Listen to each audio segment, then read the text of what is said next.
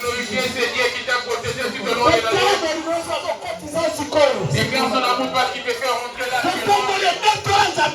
il sait glorifier ce Dieu.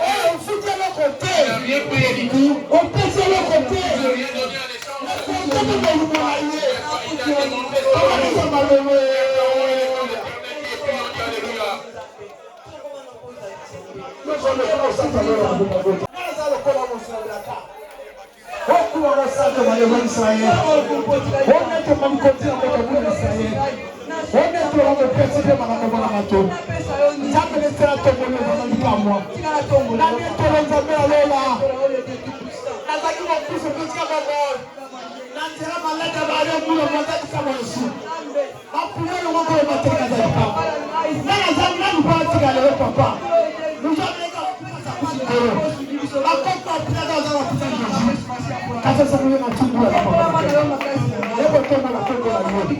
Merci Jésus.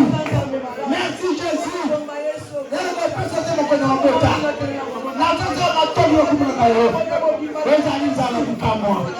Merci Jésus-Christ.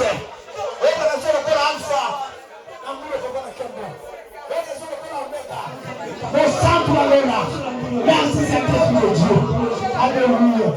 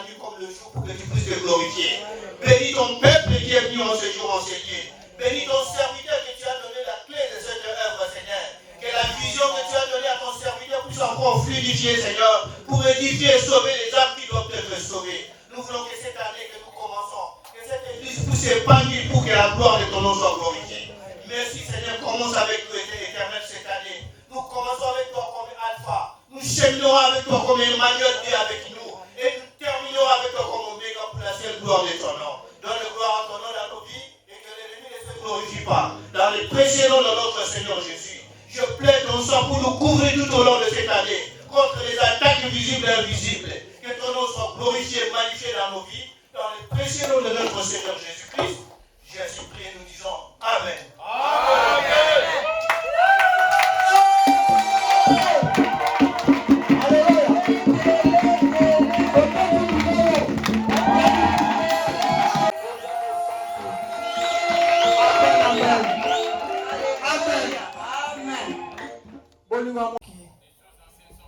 yango ezoleka makani ozomona ezotambola wana ndenge mpe mokili yango eza koleka 2025 eza koleka.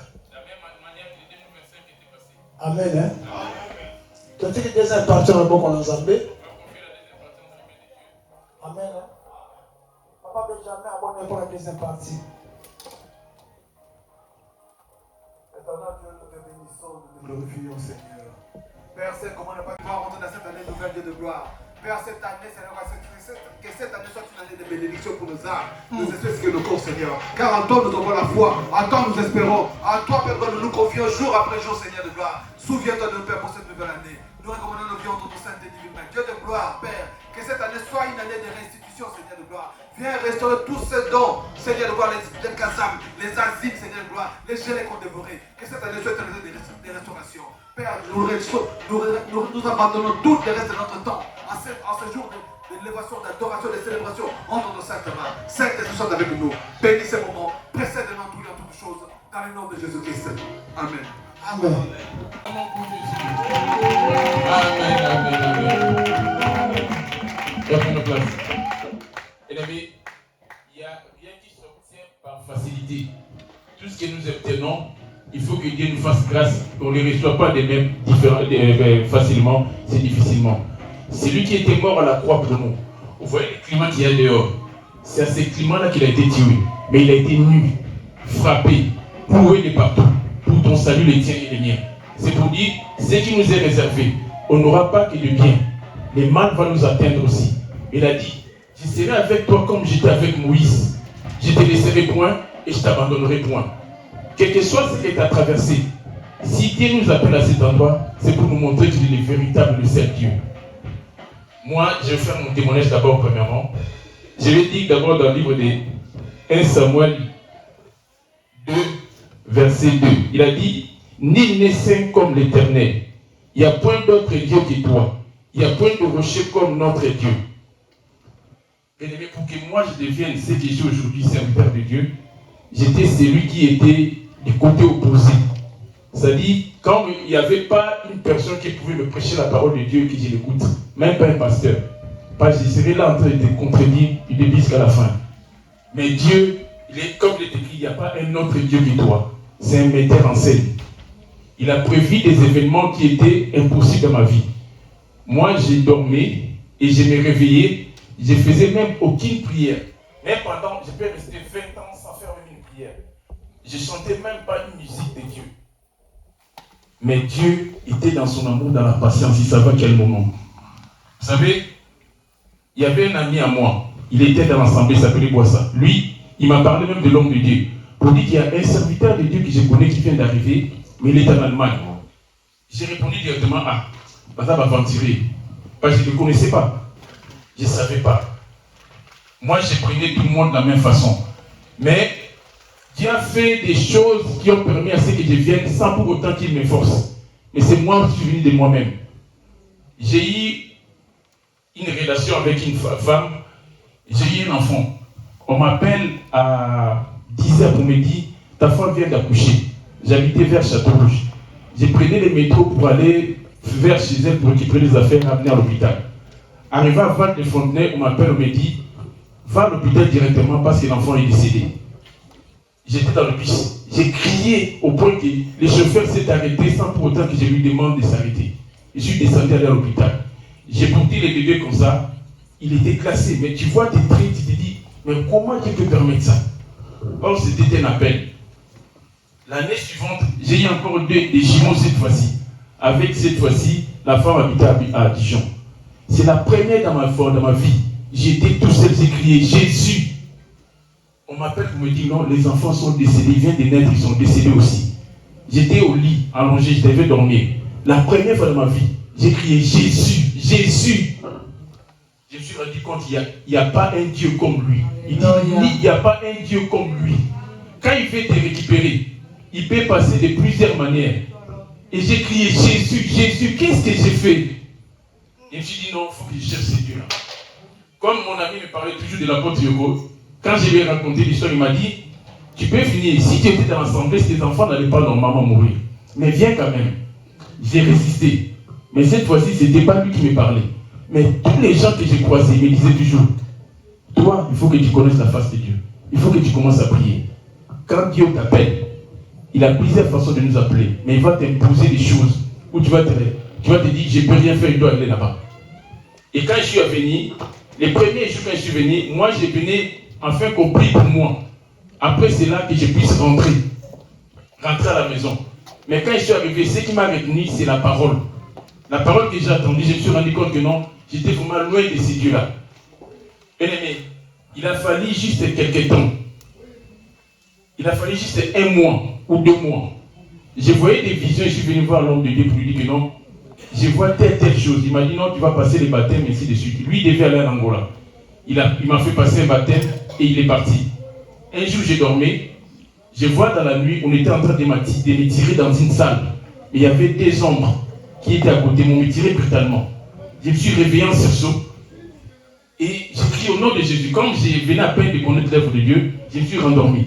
Et les rêves ont continué. Cette fois-ci, je vois maintenant une personne de ma famille qui vient me dire, toi là, tu devais mourir, mais tu as la chance. Mais à ta place, une autre personne va vouloir mourir à ta place. On va l'enterrer au cimetière des Pantins. Et 2 jours après, il y a un décès dans la famille. Et on devait enterrer le corps. Quand on est arrivé à Pantin, j'étais devant les trous des tombeaux comme ça. On était en train d'enterrer la personne. Je me disais, c'était ma place qui était là. C'était un mardi. À l'époque, on s'est rassemblés les mardis et les jeudis. Il devait aller interpréter. Après l'enterrement, on nous dit, vous devez aller au Nganda, donc au Maki, pour aller boire. Je me suis dit, non, ça c'est un piège. Je ne peux pas. Je suis allé à l'église. Mais quand j'ai prié ces jours, je me suis dit, non, Nzamba Malam. Comme il a chanté tout à l'heure, Ozamalamu, Ozamalamu, Tikanaina Yemba, Yes, Ozamalamu. Vous savez, au moment où moi j'étais en train de partir à l'église, c'était le moment où même l'enfer devait me récupérer pour déjà être torturé. Dieu est merveilleux. Quelquefois, il permet des choses mal pour nous arriver, pour qu'en fait, on sache qu'il est vraiment le Tout-Puissant. Il a dit dans Isaïe 43, verset 18, il dit, ne pensez plus aux événements passés et ne considérez plus ce qui est ancien. S'il m'a fait ça, ce n'est pas pour dire qu'il n'est pas un bon Dieu, c'est pour m'épargner et me ramener vers lui. Si tu as ramené à cet endroit, il sait pourquoi. Quel que soit le problème que tu peux avoir, il veut que tu sois son témoin. C'est pour ça qu'il a dit à ses disciples, vous serez mes témoins à Jérusalem et aux extrémités de la terre. Si j'ai donné ces témoignages, c'est pour dire, notre Dieu nous appelle à cet endroit afin qu'on puisse les témoigner aussi. Parce que c'est l'étape de votre témoignage. Tu ne peux pas témoigner qu'il est bien. Même si le mal arrive, il sait pourquoi il permet cela. J'ai lu un deuxième verset, 1 Samuel 2, verset 6. Il dit, l'Éternel fait mourir et il fait vivre. Il fait descendre au séjour des morts et il en fait remonter. L'Éternel appauvrit et il enrichit. Il abaisse et il élève. Il a dit, c'est lui qui permet tout. Même quand il y a la diversité dans ta vie, qu'il y a des combats, c'est lui qui permet. Il a dit, l'Éternel combattra pour vous et vous gardez silence. Qui a un témoignage? Qui peut témoigner Jésus?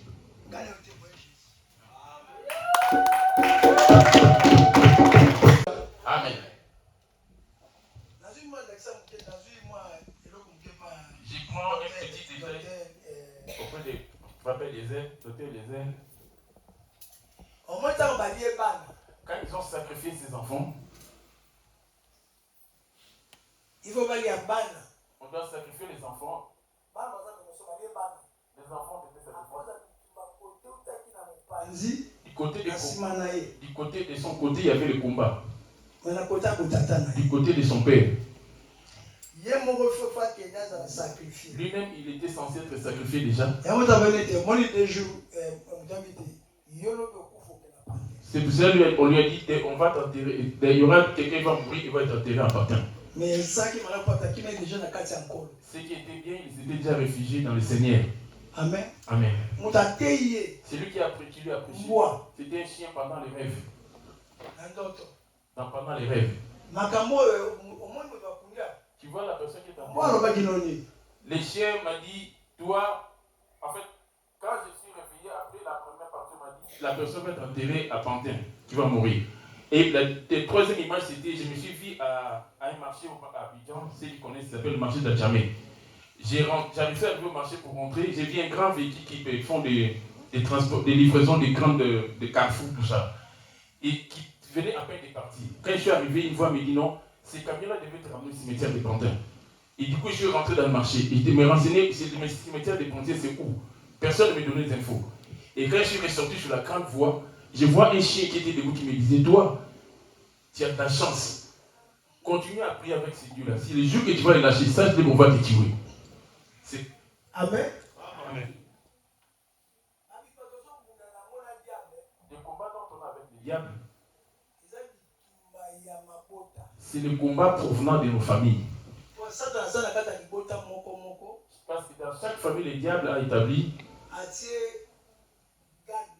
il met quelqu'un pour sa garde, des sorciers, qui va être au contrôle de la famille. S'il veut faire quoi que ce soit, même sans en parler à qui que ce soit, ils sont déjà au courant. Même s'il est en Afrique, il va venir ici. Amen. Amen. Le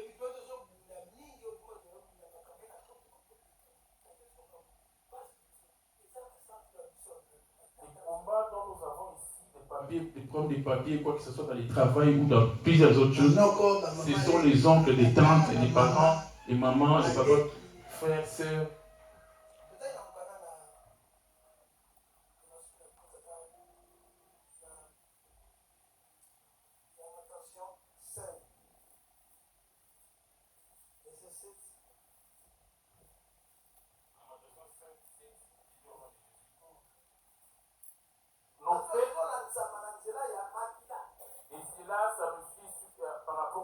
Parents qu'on a en nous. C'est par rapport au sang des parents. Si les papas étaient sorciers, la lignée de ses enfants vont être des sorciers aussi. Après sa mort, suite à ces sangs-là, ça va suivre la descendance. Il y a les sangs ainsi que des noms qui nous lient.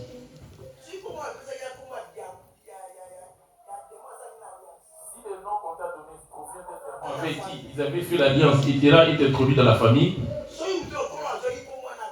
Si la personne qui était à l'origine de l'appellation est morte, il va maintenant suivre ceux qui sont des homonymes, ceux qui vont prendre ces noms-là. C'est pour cela que Dieu est venu changer le nom d'Abraham. Il a changé le nom de Sarah aussi. La sorcellerie du Christ, c'est la sorcellerie des familles, ça passe plus par le sang. Jusqu'à la 4e génération.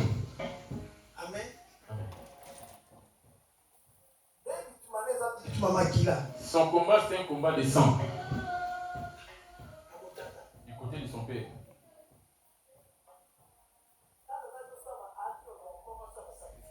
Quand il faisait ce sacrifice suite à sa richesse,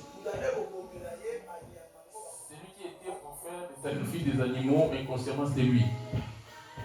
Quand il sacrifie un mouton, un bœuf, lui vient là pour couper la tête.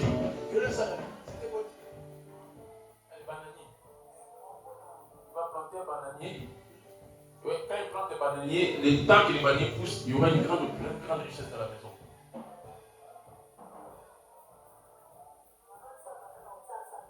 Avant de mettre ces bananiers, il y aura un sacrifice qui va être donné. Et on était en train de recevoir des animaux, des groupes tués. Ils utilisaient aussi cet argent. L'argent provenait du monde des ténèbres. Et ça va demander des retours. Quand il voulait rester pour ne pas sacrifier ses enfants, ils lui ont déjà sacrifié lui-même en premier. La personne dont on cherchait à prendre les habitats, c'est lui qui était là pour tuer les animaux en sacrifice. On devait les suivre. Nos pères ont péché et ils ne sont plus. C'est tous ceux qui sont dans la lignée des chefs coutumiers. Ton combat va être si grave sans arrêt. Tu dois rester fidèle à Jésus. Les démons et les sorciers, on les chasse, mais ils ne meurent jamais. Quand tu les chasses, il ne faut pas l'insulter. Toi, sorcier, ta mère, non, tu as ouvert la porte. Deuxièmement,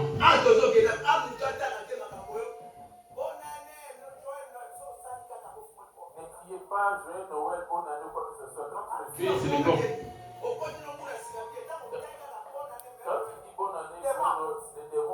Toi. Tu as détruit tout ce que tu avais. Parce que cela n'est pas dans la Bible.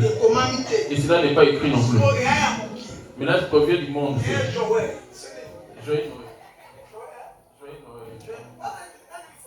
Moi, je ne connais pas le français, je n'ai même pas me cacher de ça. C'est sûr que tu as prononcé cela bien avant.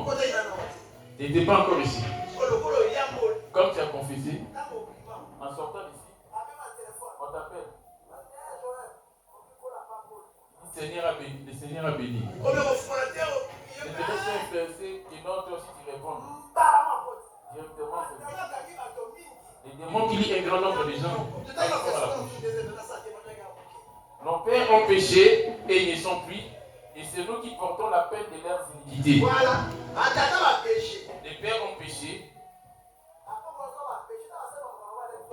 Quand ils avaient fait leurs alliances, nous on n'y était pas. Les parents s'étaient prosternés devant eux. Amen. Leurs péchés vont suivre jusqu'à la 4e génération.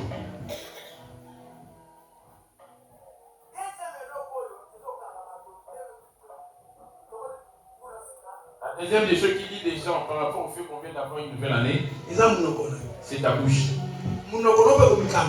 Et ta bouche, tu peux te faire lier aussi. Les sorciers peuvent te lier. Dieu peut te lier. Et toi-même, tu peux te faire lier aussi. Qui est-ce que tu as lié? C'est ce qu'on aura comme sujet aujourd'hui. Ce qui va faire que plusieurs personnes vont être au jugement et qui a lié plusieurs personnes. Matthieu 12. Matthieu 12. Verset 36. Je vous dis, au jour du jugement, les hommes rendront compte de toute parole vaine qu'ils auront proférée, car par tes paroles tu seras justifié, et par tes paroles tu seras condamné. Rien que par l'écrit de bonne année, ces paroles vont te condamner. Comme cela n'est pas écrit dans la Bible, c'est des gens qui l'ont inventé. Tu es déjà prisonnier. Moi, je ne comprends pas dans ma vie. Tout ce que j'entreprends, ça n'aboutit pas. Tu t'es lié toi-même.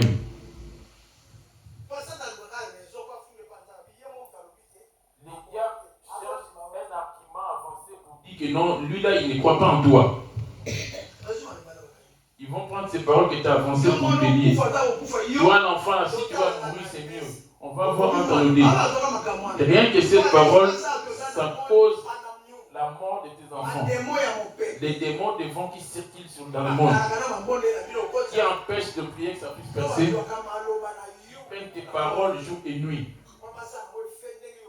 afin d'agir selon tes propres paroles. Que tu insultes ton enfant, que tu meurs même. Après quelques temps, toi tu oublies. Et ils vont reprendre cette parole pour pouvoir menacer ou bien tuer ton enfant. Mon témoignage est celui-ci. Moi, Dieu m'a sauvé avec mon poumon. Il y a un poumon qui dispatche le sang. Cela m'a été coupé. Depuis que cela a été coupé, ça fait 22 ans aujourd'hui. 22 ans. Parce que quand on te coupe ces poumons-là, tu ne pourras pas vivre. Frôle. Si on te coupe ces poumons, ça va te faire de l'hémorragie. Cette membrane, on ne peut pas le coudre. Première fois que j'ai suivi cette opération, c'était au Portugal. Je venais d'une délivrance en Suisse. Pour prendre la valise et rentrer pour faire la délivrance d'une sirène, j'ai vomi du sang mais dans l'avion. On est descendu au Portugal. On devait aller directement à Kinshasa. Et je suis descendu au Portugal.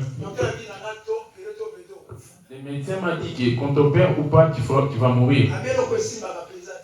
Il dit ce genre d'opération, ça n'a jamais eu de bons résultats. J'ai entendu une voix qui m'a dit, va à la salle d'opération. C'est dans cette salle d'opération que Jésus est apparu.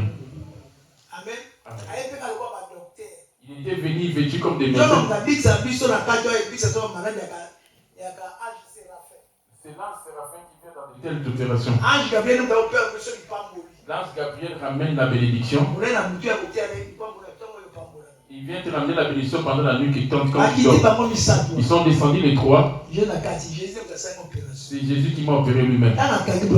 Quand cela a été fermé, voyez-vous le lit tel qu'il est là. Les docteurs étaient là. Il s'est présenté devant les docteurs.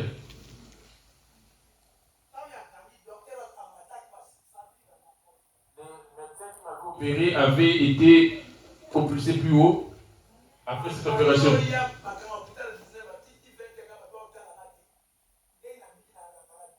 L'hôpital ferme normalement à 20h pour les visiteurs, mais les gens continuent à venir pour savoir comment je suis sauvé de cette maladie. Un mois après, je suis sorti de l'hôpital. Dieu m'a dit, tu dois prêcher. C'est là que je suis allé attraper une semaine dans l'église du petit frère de Sonny Kafuta.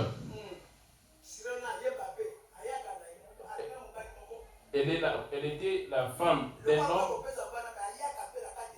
Elle venait chanter à l'église. Les jours-là, on lui a dit, aujourd'hui, tu vas nous sacrifier le pasteur.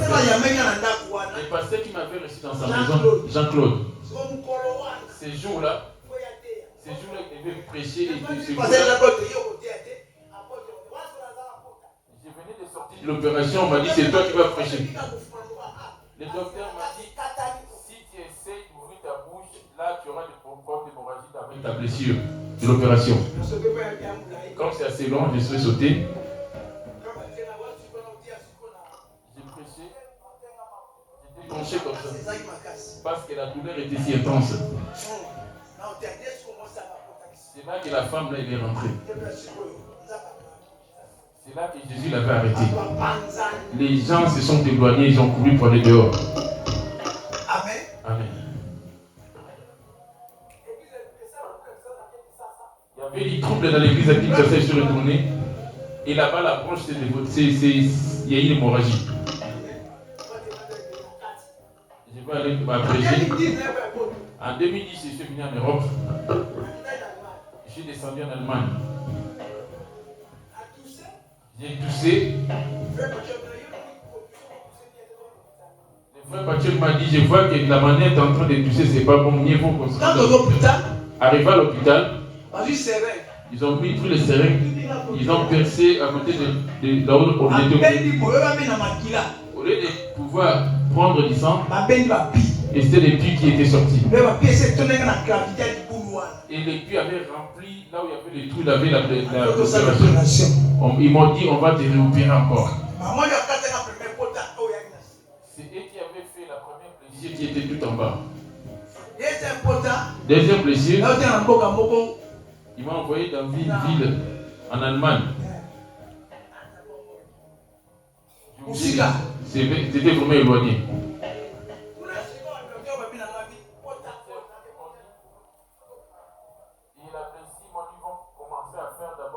Pour la première blessure. Le médecin m'a regardé cette fois. Il m'a dit, tu vas mourir. Il reste juste une petite partie de membrane qui va te couper et tu vas mourir.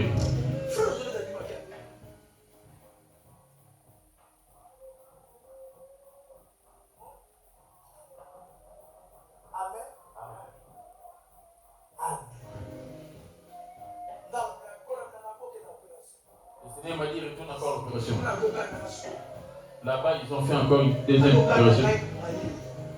Ils ont coupé mes côtes. Ils m'ont enlevé des côtes. Au-dessus. Il y a une blessure en bas. Ils sont montés encore plus haut pour enlever des côtes. Ils m'ont enlevé 4 côtes.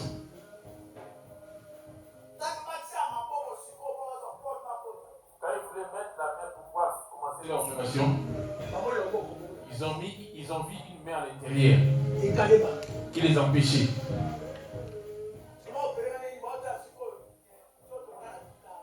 Ils regardaient, il y avait l'écran qui était à côté en train d'afficher.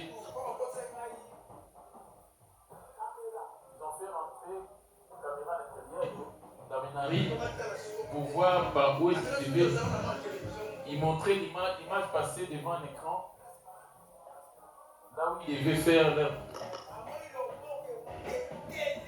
Ils ont vu une main qui s'était pointée devant. Ils ne pouvaient même plus s'introduire. Ils se sont demandé qui est-il ce monsieur. Ils m'ont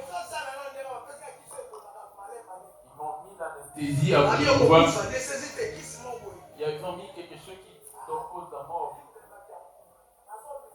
J'étais en train d'avaler cela. Afin que je puisse mourir avant. J'ai tellement pris ces comprimés, je ne connaissais pas encore la mort. Je ne mourrais pas.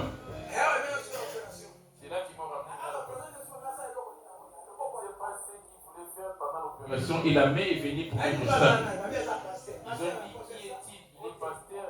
Ils ont demandé quel pasteur. Parce que ceux qui m'ont entouré, c'était des formations des occultistes. Et c'est là que l'opération s'est arrêtée. Ils ont mis des mèches.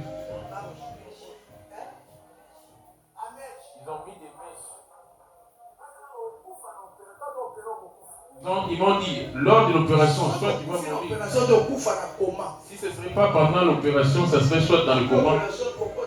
Tu vas rentrer dans le coma, tu vas mourir après. Dieu a fait des miracles. Quand ils m'ont sorti, ils m'ont mis dans une salle pour la récupération. Il y a une femme qui était là, qui est en train de regarder les rythmes cardiaques. Il regardait les rythmes cardiaques.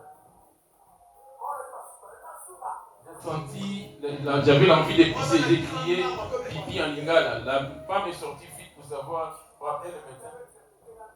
Ils ont appelé la personne qui m'interprétait en allemand. Ils ont dit, j'ai dit, je voulais pisser.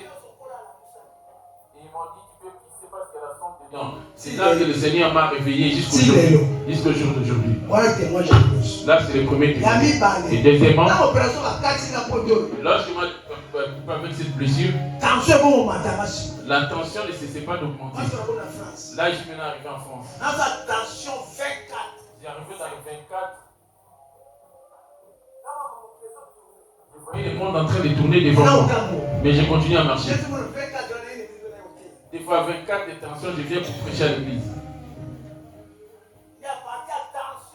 Partant de cette tension, et cela m'a fait créer des problèmes au niveau de mes reins.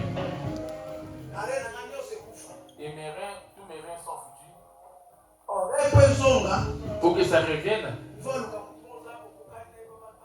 on doit prendre les reins d'une autre personne qui a la même. Ils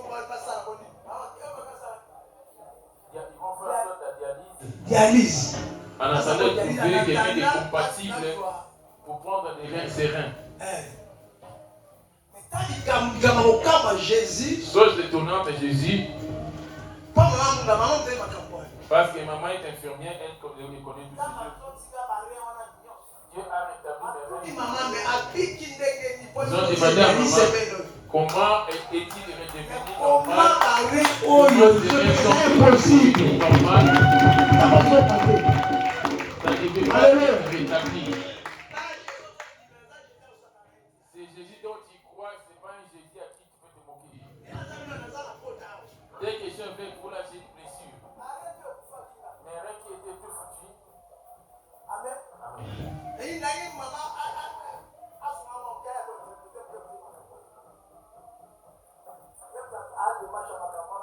C'est elle qui fait des démarches parce que moi à l'hôpital je ne parle pas français donc je ne parle pas. C'est elle qui parle là-bas à l'hôpital. On m'a pas donné quoi que ce soit, on m'a dit je t'ai donné le problème pour la douleur. Il remarquait la solution de mes reins à cause de tension. Or la tension je dis la tension est devenue à 12,6 qui montait à 24, 25. Ça est jusqu'au point où mes reins étaient foutus. Mais Jésus a restauré cela. Amen.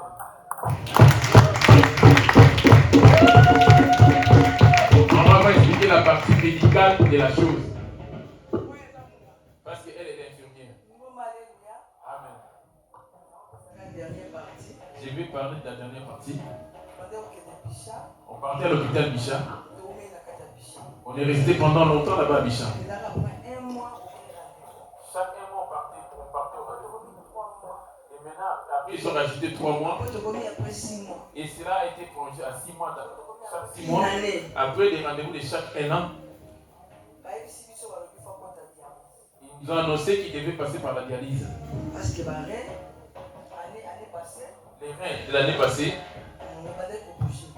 et ça bougeait. Il y avait un de ces reins qui était foutu totalement. Il y a l'autre qui continuait à fonctionner mais en ralenti. Ils ont dit il faut qu'il passe en dialyse. En attendant qu'il fasse la démarche pour avoir d'autres reins. Papa ne voulait pas. Moi j'ai demandé à ce qu'on prenne mon rein. Si cela est compatible, de lui donner un. Ils se sont dit on va voir. Mais on va voir cela après.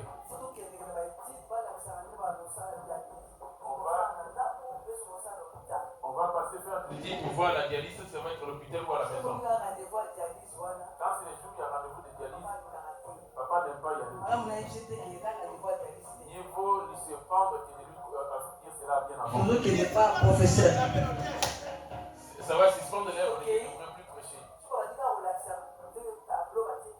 Là, il commence à afficher comment. Je ne peux pas écouter.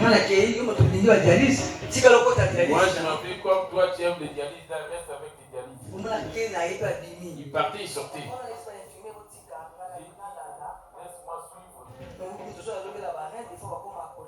Quand les gens suivent, on dépend des reins, des fois, ça les rend colériques. Et je suivais, lui va se mettre dehors. Lui qui était malade. Il a dit, je suis sûr de mon Dieu. Je ne vais pas passer avec ces dialyses. Si la mission est à terme, je prendrai passerai pas par l'esprit qui m'a récupéré. Comme le Seigneur ne m'a pas encore informé que la mission est à terme, j'ai la foi que je ne vais pas passer par cette dialyse. Petit à petit, on est parti au rendez-vous pas cette fois-ci, mais l'autre d'avant. Le professeur a regardé les résultats. Il était donné. Les reins étaient devenus stables.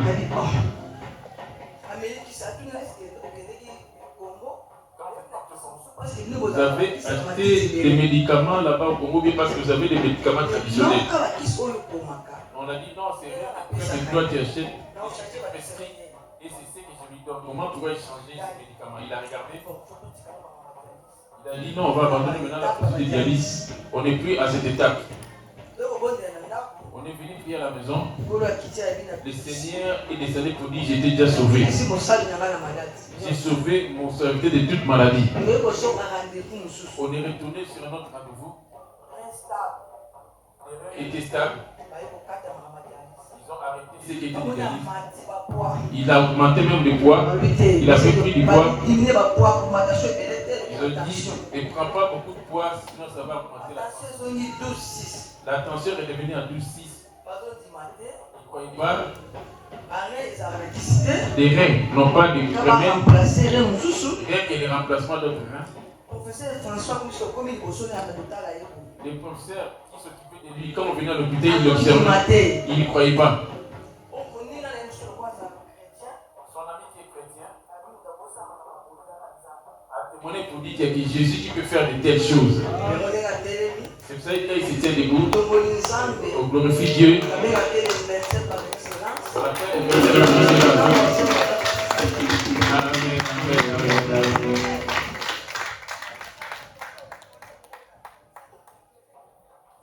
Toi-même, parle parce que tu étais stérile.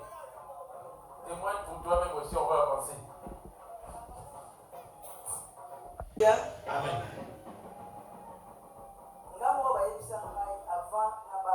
Moi, on m'avait dit avant que je puisse me marier. J'avais des problèmes de myome. Des problèmes de kyste. Partout on partait dans les hôpitaux, on me disait que tu avais l'impossibilité d'avoir des enfants. Les causes qu'il m'avait données, médicalement parlant, c'était logique. J'étais désespéré de mon côté. À partir à Wana, Et là, je me suis dit, je vais aller dans la source de vie. Moi, j'avais grandi à l'église protestante. On appelait l'église des réveils de Minzamizami, avec leur Dieu. On ne voulait même pas en entendre parler. Et moi qui étais accoutumé au pantalon, sans mettre des cabellos, je ne peux même pas arriver, sortir de la porte de la maison. C'est ma mère qui prie à l'église source de vie. Moi, je ne voulais même pas entendre parler de cela. Arrivé à l'hôpital, et puis je me répétais la même chose. J'étais arrivé au bout. Il était resté qu'une seule option de chercher la face de Dieu. Je me posais la question, à mon âge, si je n'avais pas d'enfant, où finirais-je? Et il m'annonce que je suis stérile. Comment est-ce que Dieu pouvait me crier en étant stérile? Et cela me faisait tellement mal. Et la Bible dit qu'il n'y aura pas de femmes stériles. Il n'y aura pas d'avortement non plus. Moi, je dois chercher la face de Dieu. C'est là que j'ai mis pied dans la source de vie. Arrivé à l'église, il y avait tellement de monde dans cette église au Congo. Et c'est tellement difficile pour aller à la rencontre de l'apôtre. Comme nous venions de l'église protestante, on n'était pas connus là-bas. Je suis venu à 3 reprises. Les jours où la porte était réservée pour recevoir du monde, ils recevaient les gens de l'église. Nous, on ne laissait pas passer. Vous pouvez rester toute la journée sans être reçu. Un jour, je voulais bien retourner.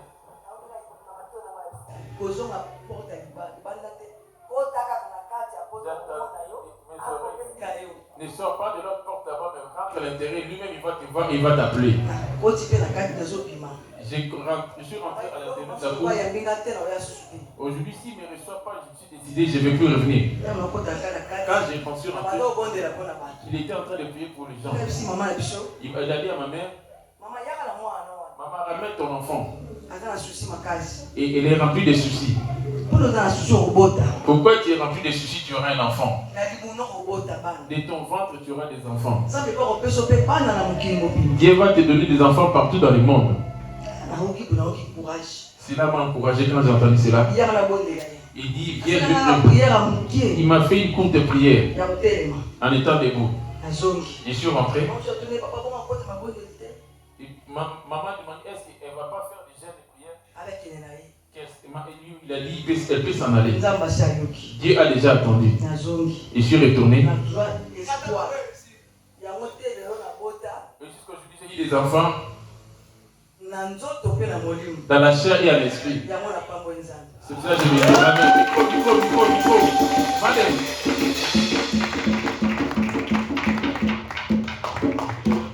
amen, amen. Il a dit, je suis le Dieu de toute chair. Il n'y a rien qui soit étonnant de ma part. C'est nous parmi nous que nous devons des limites. Et ça, Dieu ne peut pas faire ça.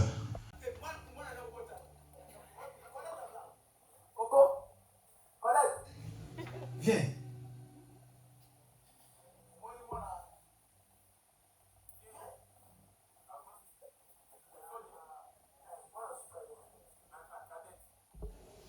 Les blancs lui ont demandé comment est-il tombé enceinte. Hôpital, on y va, voilà. La Bible dit dans Jérémie 32, 26. Je suis le Dieu de toute chair. Il n'y a rien qui soit étonnant de ma part. La parole de l'Éternel fut adressée à Jérémie en ces mots. Voici, je suis l'Éternel, le Dieu de toute chair. Il n'y a rien qui soit étonnant de ma part.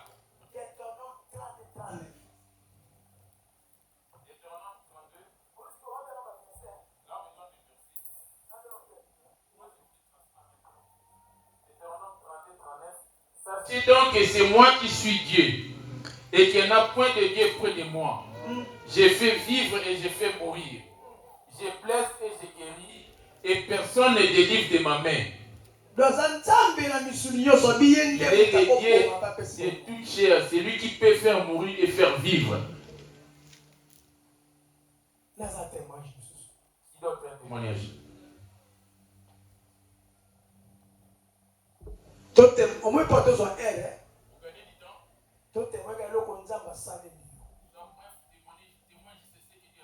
On est édifié sur quoi on a les gars dans Wenze. Dans la somme milipa.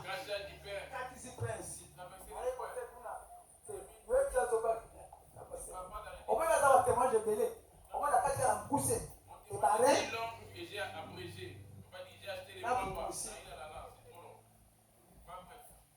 Alléluia. Je vous bénis dans le nom de notre Seigneur Jésus. Je voulais juste donner ce témoignage pour que chacun de nous puisse avoir une attention vraiment très précise dans le domaine des cadeaux.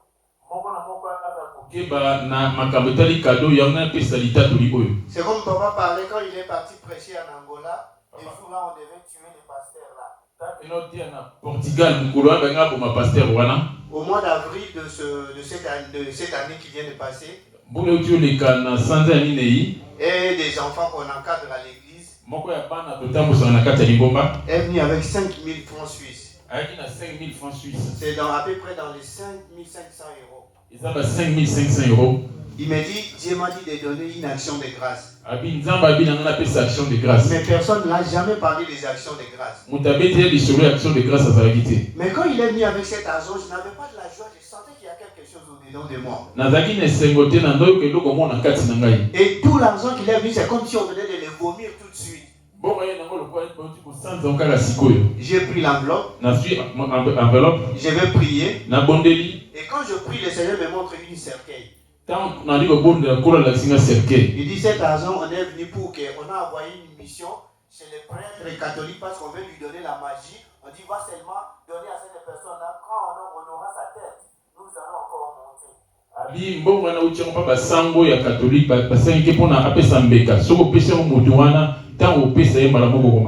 Maintenant quand je prie, je dis à Dieu, mais je vais faire quoi avec cet argent? Il dit non, ne retourne pas cet argent. Donne cet argent au verbe et je vais te défendre.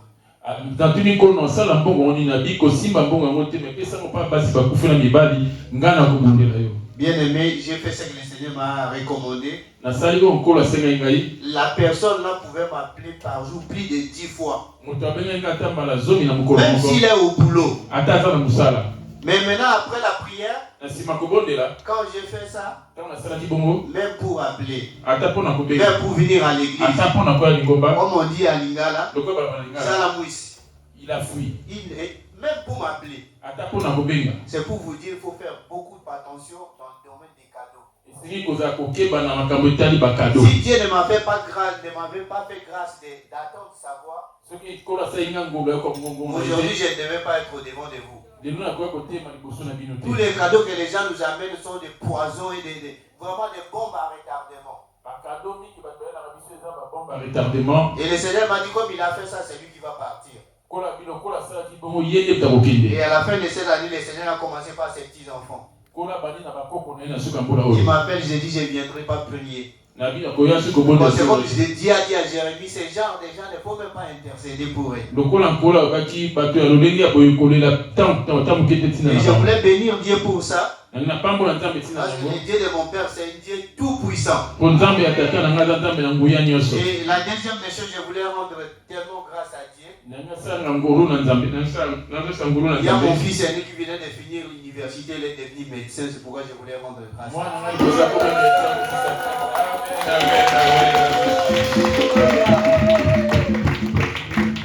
Amen. J'ai l'habitude de dire, Dieu, il est au contrôle de tout. Comme il a dit, notre Dieu, il est tout puissant. Vous savez, la puissance de Dieu, ce n'est pas dans les combats, mais c'est de combattre pour toi dans les endroits où tu ne peux pas. C'est-à-dire, tu as besoin de quelque chose. Le cas d'Abraham, il avait sa femme qui était avec lui, mais il s'est retrouvé devant le pharaon. Il a pris sa femme. Abraham ne peut pas faire face au pharaon, mais Dieu est parti pour combattre pour lui. C'est pour ça, dans ce sens, on peut le dire tout puissant. Donc, quand il intervient, il trouverait la solution à ton problème sans pour autant que tu fasses des efforts. C'est pour cela qu'on l'appelle les tout-puissants. C'est-à-dire qu'il y a un problème, tu es bloqué. Lui, il est capable d'aller débloquer ton problème sans pour autant que tu dises un mot. Parce que c'est lui le tout-puissant.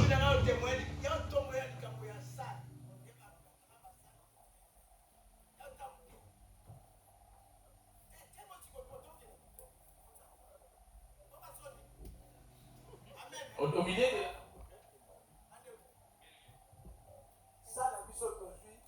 dans la salle qu'on a eu là, les salles ici ont été fermées, les gens ont été repoussés par la mairie. La police est venue pour mettre un mot. Maman m'a appelé pour me dire la police a affiché des mots devant la salle qu'on doit plus. On ne doit plus rester dans la salle pour venir prier ici. J'ai dit à Maliki, enlève tous ces affichages-là. Enlève tous ces affichages-là. Dieu qui m'a donné cette place, on va venir prier là-bas. Alléluia. Amen.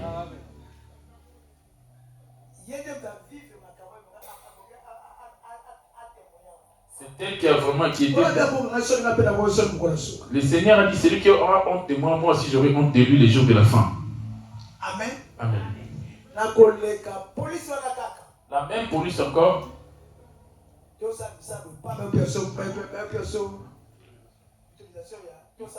On doit autoriser maintenant de faire des modifications. Quand il mettait des mots à chaque fois qu'il venait, je disais à maman, toutes les églises qui sont aux alentours ici, ils ont fermé.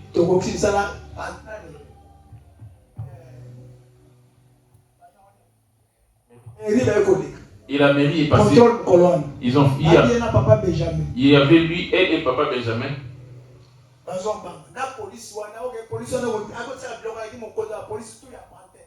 Les policiers qui venaient, c'est le responsable de la police des Pantins, c'était un colonel.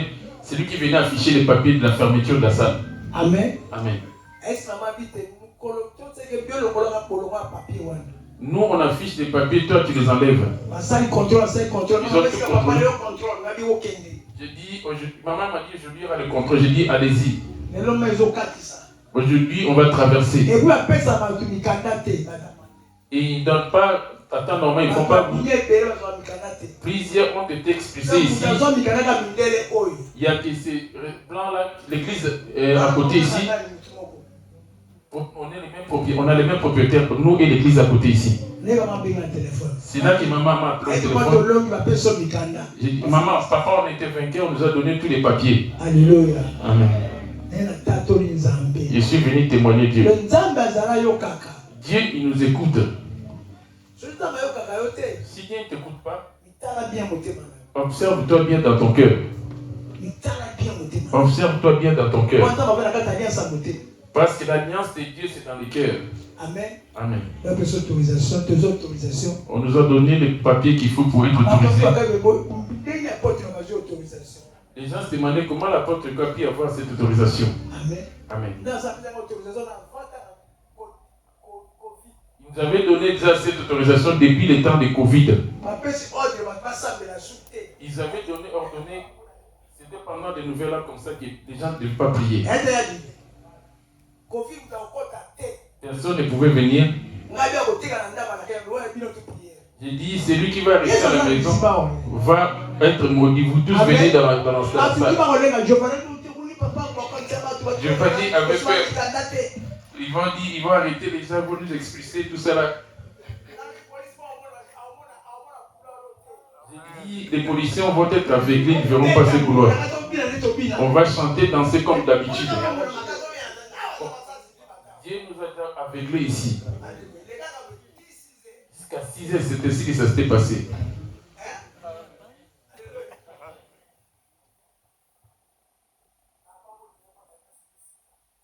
Dieu parce qu'il m'a donné une salle, une place. Cet endroit où on est, Dieu nous l'a donné. Amen. Amen. Je ne vais pas être strict à la maison pour dire que moi j'ai eu à témoigner, c'est Dieu. Acclamons pour Jésus de l'élevé. Y a-t-il d'autres témoignages?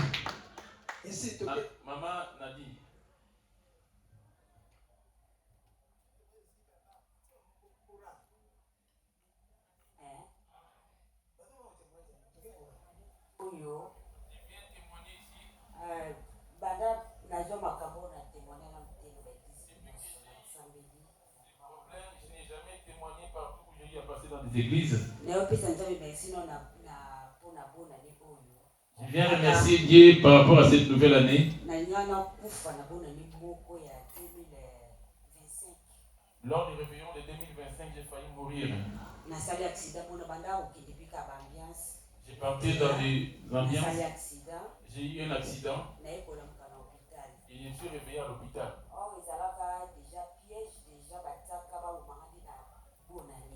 Oh, c'était piège, c'était réservé pour que maman aide lors des réveillons. Arrivé à l'hôpital, j'avais mal à la tête. J'avais la tête qui était on m'a fait des scanners, les médecins ils ont dit on ne voit rien du tout. Et je suis resté pendant l'hôpital, ils m'ont renvoyé à la famille pour me dire que je n'ai pas de maladie. Arrivé à moi, c'était plus la tête, mais je voyais plus bien. Après les yeux, c'est les pieds. Je marchais plus bien. On me portait.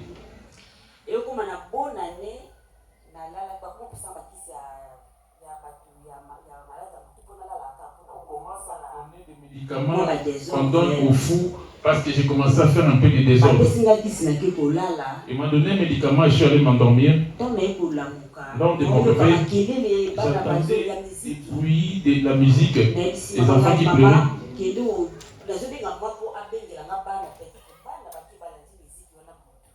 J'ai appelé ma mère pour lui dire de faire venir les enfants, sachant qu'ils étaient partis.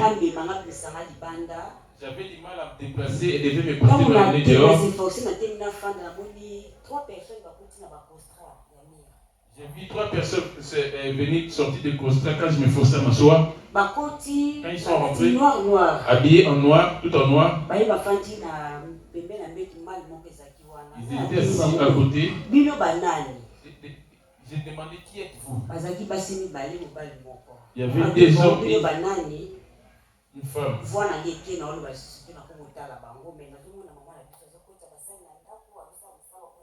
demandé qui êtes-vous? Ma voix est partie, j'arrivais plus à partir. J'ai vu ma mère en train de faire les allers-retours. J'ai commencé à les regarder. L'homme avait tenu un bâton qui devait me frapper. Je me suis mise à prier. J'ai commencé à confesser malgré que je ne savais pas comment prier. Ma marche n'était pas digne. Cette maladie m'a pris au moment où j'ai parti en boîte de nuit. Pardonne-moi dans tout ce que j'ai fait. Accorde-moi la chance enfin de faire grandir mes enfants. Et l'homme qui était là est venu me piétiner au niveau de la poitrine. Et j'ai eu ma tête qui a cogné au mur. Et la femme lui a donné l'ordre de me frapper avec le bâton.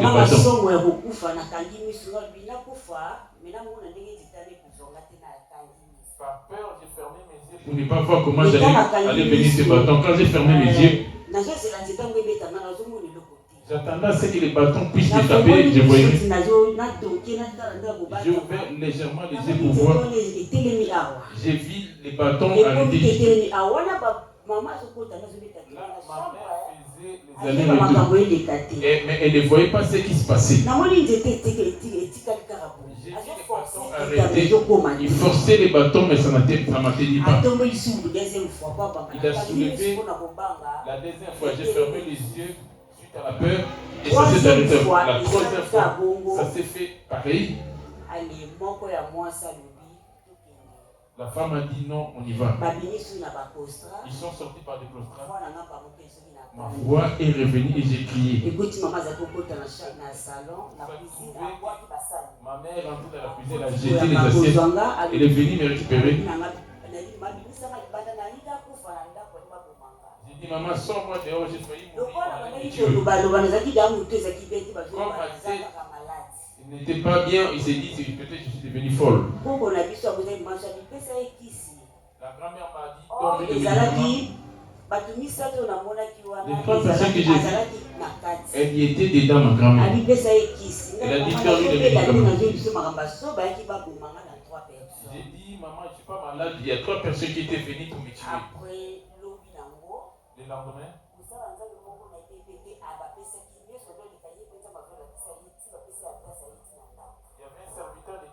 On ne sait pas. On lui montrait toutes ces choses. Il est venu jusqu'à la maison. Il a dit à ma mère qu'il s'est passé telle chose. Mais qu'elle quitte la maison pour venir habiter à la permanence. Quand je suis arrivé à habiter à la permanence,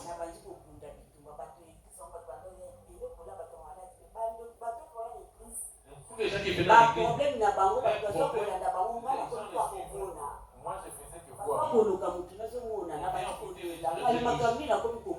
me suis dit, qu'est-ce que je suis en train de voir? Oh, Dieu m'a ouvert les yeux. J'ai commencé à voir que les pasteurs, ce que je vois, ça me fait peur. Je vois beaucoup de choses prier pour moi afin que je puisse être aveuglé pour ne plus voir toutes ces choses. Parce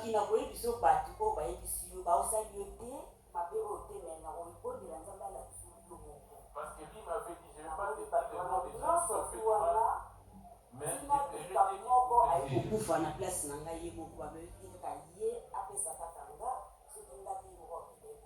jusqu'à ce que l'un de toutes ces personnes était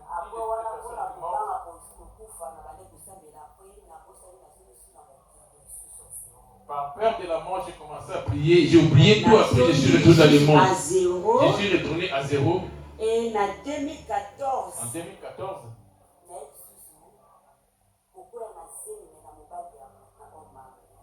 j'étais enceinte cette fois-ci, mais avec un homme marié. Cette grossesse, et cela est arrivé jusqu'à la trompe.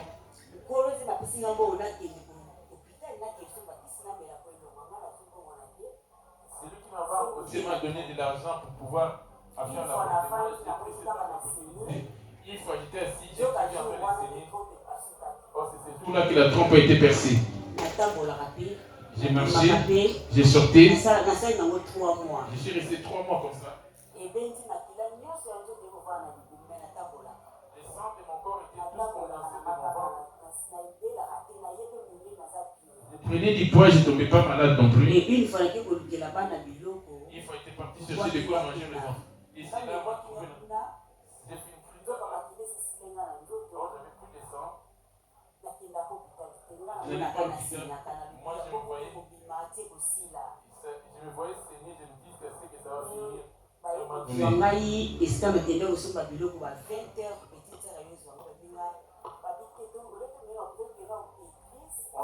On m'a pris là où j'avais fait la malaise et on m'a dit, ils ont dit, ils vont me ramener à l'hôpital, à l'église avant d'aller à l'hôpital. Le pasteur a dit pour moi, il était avec. Ils m'ont prescrit des médicaments pour le sang. J'ai 3 jours après, j'ai fait encore une crise à la maison. Ils m'ont ramené à l'hôpital. Les médecins disent qu'il n'y a pas de sang. J'ai répondu, je ne suis pas malade, comment je peux ne pas avoir le sang?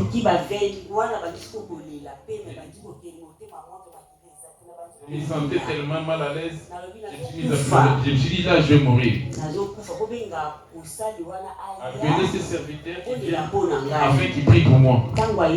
Lorsqu'il est revenu encore, la nuit j'ai prié, Dieu me disait, tu ne vas pas mourir, mais il te ramène. Il va te ramener jusqu'à près de la mort, après il va te ramener à la vie, pour que tu saches qu'il est Dieu.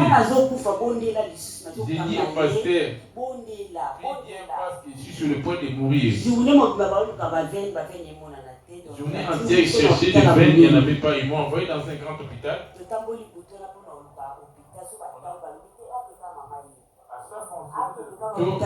On me disait d'aller dans les grands hôpitaux, c'est là-bas, ils peuvent trouver la solution.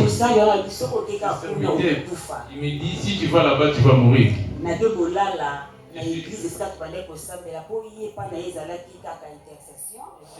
Il y avait l'intercession, mais j'ai prié ailleurs. Arrivé là-bas, tout mon corps était gonflé, mes yeux et je suis devenu jaune. C'était un samedi, le dimanche.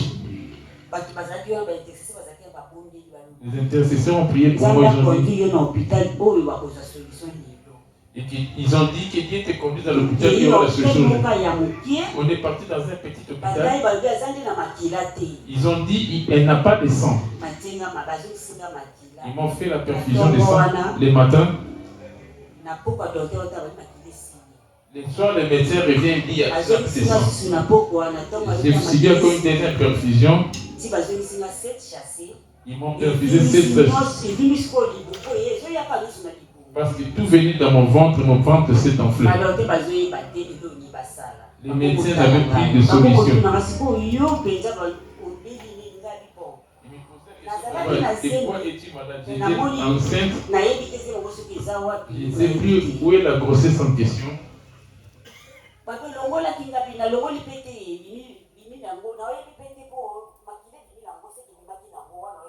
On m'a demandé, as-tu fait l'avortement?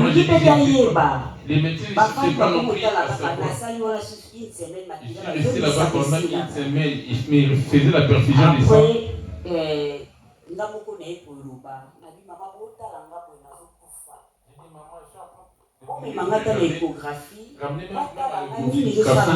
Pour voir qu'est-ce qui m'arrive.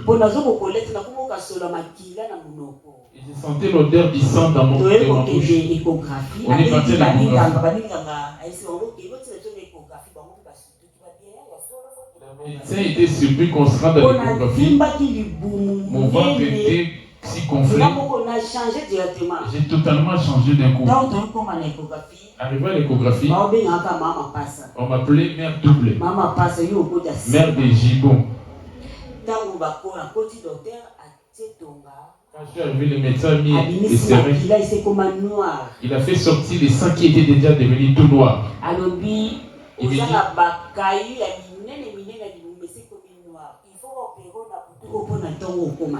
ils m'ont dit, tu dois être opéré cette nuit parce que demain matin, les sangs cherchent un point sur le mot de sortir parce qu'ils ont fait appel au docteur, le médecin étant venu. Vers le 22h, j'avais plus d'espoir. J'ai recommencé encore à confesser. J'ai demandé à mes si je mourrais aujourd'hui, de me recevoir. Et des tensions commençaient à m'arriver aussi. Il y a des gens qui commençaient à me conseiller.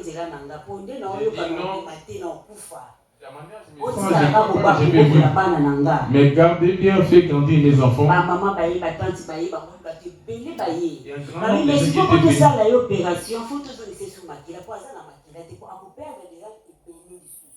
pour l'opérer, on doit le perfuser encore du sang parce qu'elle n'a plus de sang. Ils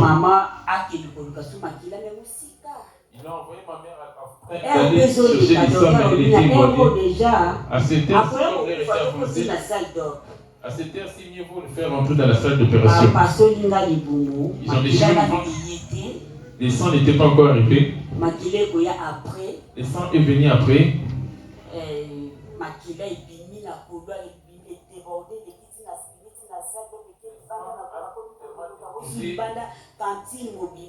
Un saut de cailloux de sang qui sortait de moi. Et après,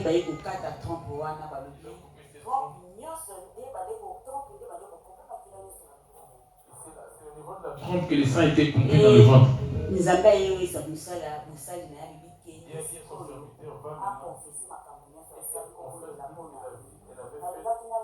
Je peux lui montrer que c'est moi le maître du souffle et c'est moi qui prends la décision. Quand tu décides de mourir, tu vas mourir. Et si ce n'est pas le cas, je voulais le faire la faire vivre afin qu'elle sache que Dieu est qu'elle me serve. Ici, opération à 2h du matin. À 2h du matin, lorsque l'opération était finie, j'ai vu la main de Dieu depuis ce temps-là. Je ne suis plus jamais retourné à la maison. À la sortie de l'hôpital, j'ai fait la permanence de la permanence, je suis venu ici à l'église. Amen. Acclamons pour Jésus. Acclamez pour le roi des rois. Les dieux des cas impossibles. Il dit, il fait vivre, il fait mourir. Il fait...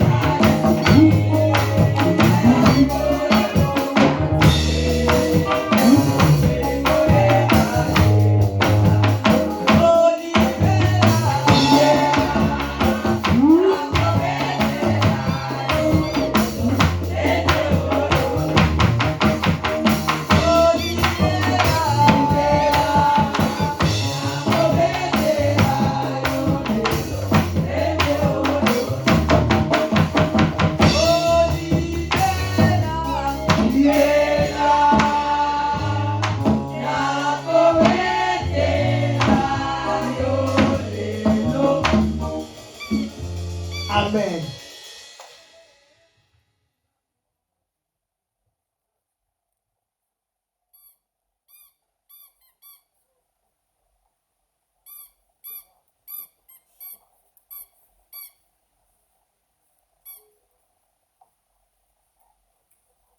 Islam,